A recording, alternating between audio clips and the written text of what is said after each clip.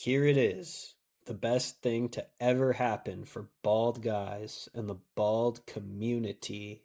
This is easily the most cinematically impressive work I've covered so far. But something else that really jumps out at you with this show is the language is much too tame for these characters in their world. Item 1 on the agenda should be correcting that, allocating the coarse language in this way.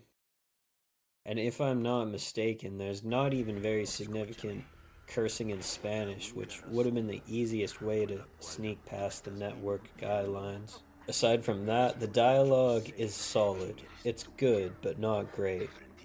I do recognize that people like Walter and Gus shouldn't be especially quotable given their personalities, given Walter's soul-crushing career. In the pilot's screenplay, there's all kinds of charming over-describing of everything, and that actually overshadows the dialogue. And that leads me to believe that they could have done better. Exactly saying it sucked. He was just asking me honestly, is that all you got? Let's get into the improvements, season by season. Damn. Chick's got an ass like an onion. Makes me want to cry. Either that. Walt shouldn't blackmail Jesse into working with him, because the constant conflict between them throughout the series makes the really heated fights less meaningful. There's not much reason they shouldn't be getting along throughout season 3 as well. Jesse should accept his proposition voluntarily, because how about on top of having a big heart or whatever, he's also valued for his ambition. That would be a good explanation for the scene where he throws out the cloudy crank as well. A grown man removing the crusts from his sandwich is fucking retarded, and Walt picking up the habit is too. If I was Crazy 8, I would have told him, no mayonnaise, please. That would be a lot more realistic. Gonzo is revealed to be Tuco's brother-in-law, which implies the existence of a sister Salamanca, who is surely worth seeing, whether the role is small or significant. Normally I'd be the last to be on board with that kind of thing, but not in this case. Come on, Wendy, let's see those pearly whites. Oh, you blow your father with that mouth? Back in the day, I didn't really recognize why the plane crash mattered. I find it more intriguing now, but it's hard to argue that it's extremely important to the series. And the black and white previews really make a big deal of it, overstating it. I believe there are 4 of them. All those clips could be consolidated into one intro for the first episode. In the 4 Days Out episode, there's a peaceful harmonica score, which I think would be fit to have recurring throughout the series. In the country especially, but even in Albuquerque sometimes. Combo being shot kind of comes as a surprise. There's a good case for foreshadowing the risks of their expansion before. How about Badger is caught swinging in Jack Welker's people's territory? As they could stand out more if they made an earlier appearance.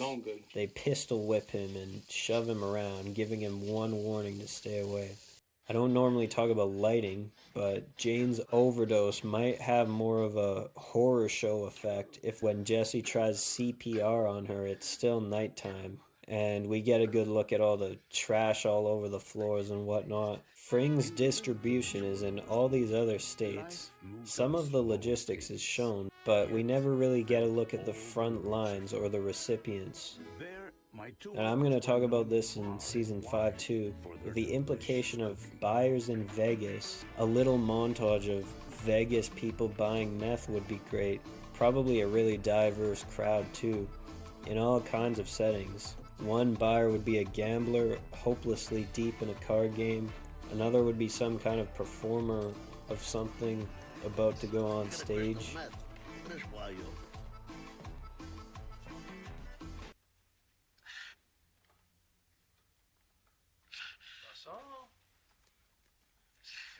In there? Mel. The dude's name was Mel. After the gong show of Jesse being evicted from the house he rightfully inherited, he simply doesn't resent his parents enough. Never mind $400,000. He should have gouged them with a $200,000 offer. Of course, with the blackmail leverage. Then, when he's taking possession, he tells his parents, "Get the hell off my property, bitch." Mike and Saul listening to the microphone in Walter's house is moderately funny for some reason. They should be listening to an argument between Skylar and Walter Jr. and weighing in with some insights for them. Maybe each taking sides on whether or not they need a new water heater. Gail and Walt both being from Albuquerque is kind of unbelievable, isn't it? Gail should have been imported from some other part of the country. There's 4 Salamanca kids, all cousins, all without direct family, and Hector is somehow an uncle to all of them. And yet, he has no problem drowning his nephew. Does that mean their father is dead?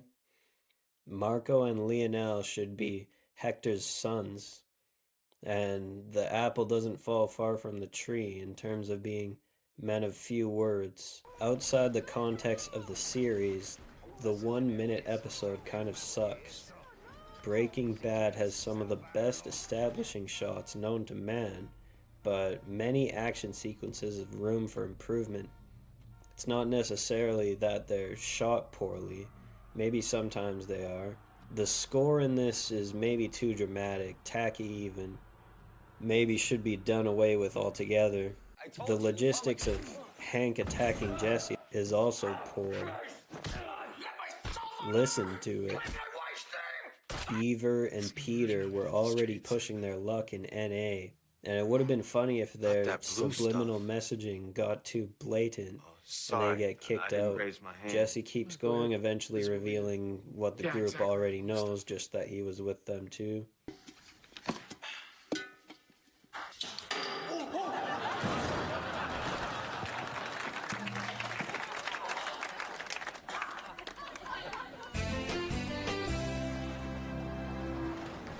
I'd like to know the story between Saul's laser tag fixation, the owner of the establishment, and how they came to know each other, how Saul came to owe him such dedicated promotions of his business. Season 4 does a great job of slowly building very rewarding payoffs.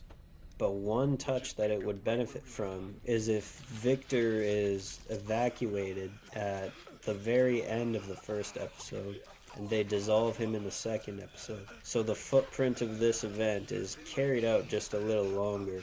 Now, using the few extra minutes to precede that, I noticed Hank seems to forget about the Salamancas once he's out of the hospital. This season could begin and end with Hector, if Steve Gomez tries again at interrogating him. With all the money he donates, there's no way Fring wouldn't have a crooked friend in the DEA. Maybe somebody who's otherwise clandestine like him. Maybe one of the bosses, maybe not. But before being interrogated, he gets a phone call warning him to be prepared. When Gus has Jesse over, he should put on a friendly demeanor that's more authentic than usual, talking to him man to man. I'm not naive. I know how truly at odds Walter is with me, and perhaps yourself by extension. I know Walter has contemplated killing me, and has involved you in these discussions. Jesse's natural reaction is to say, "Huh? What? No!" I'm electing not to blame him, not to take it personally. Let bygones be bygones, and the operation continues as it was. If the two of you can extend the same courtesy. Yeah, so if that's your plan, why isn't he here? Why don't you tell him yourself?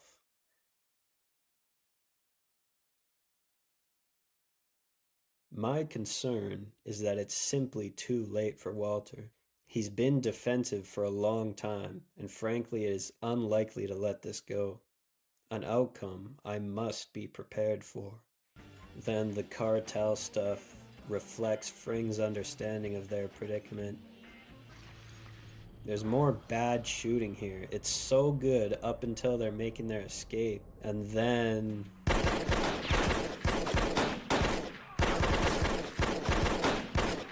the crawl space is too goddamn bright.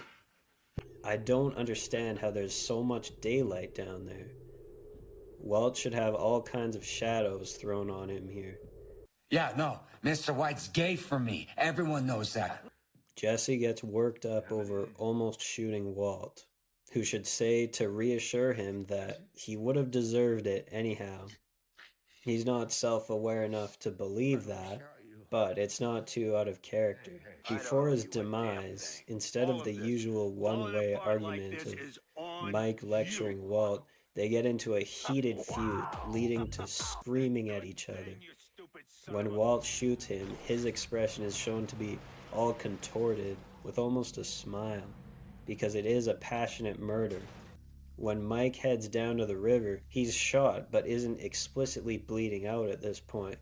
So Walt approaches him with his gun drawn, and the episode ends with some ambiguity as to whether or not he finished him off. And I'll explain why in a minute. At this point, the meth is at its highest purity and broadest distribution, and yet that couldn't be less integral to the plot. The trafficking in the Czech Republic is only referenced in dialogue. There should be a POV sequence of some guy's real trippy meth trip in the Czech Republic, like speed walking, frantically looking around, fixating on random shit. I've never tried it, so I don't know exactly how it would look visually. Flashback scenes aren't always at the most strategic moments. The one at the start of Ozymandias is fine, but what might be better here is the one from Full Measures Season 3, with the first house showing at the White's house. Not only does it barely fit with that episode it's in, but it would contrast nicely with the part of this episode that follows, after which the viewer recalls that intro and doesn't know what to anticipate. Get it over with isn't good enough last words for the likes of Hank. He would shout, "Get it over with, dirtbag!" And it echoes throughout the canyon. 3 seconds later, they waste him. I don't quite understand why they chose to have Walt reveal that he watched Jane die. You reptilian motherfucker! Walt escaping with Holly would be even more spine-chilling if the piece of shit truck doesn't start on the first try, and Skylar manages to smash the window with her elbow before he gets away.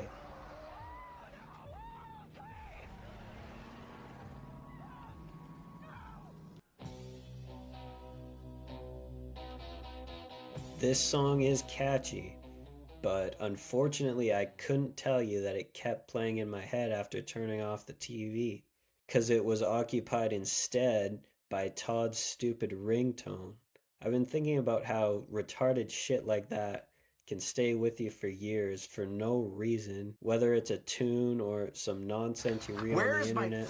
Imagine being old, having late-stage Alzheimer's, and you forget all your children's Maybe you're in the names, ceiling. but Todd's ringtone is still there, clear as a bell. Anyway, when Walt is on the phone with Lydia, seeing as he takes on traits from his victims, he says, "You know how they say, it's been a pleasure. It hasn't," affirming that he did in fact kill Mike.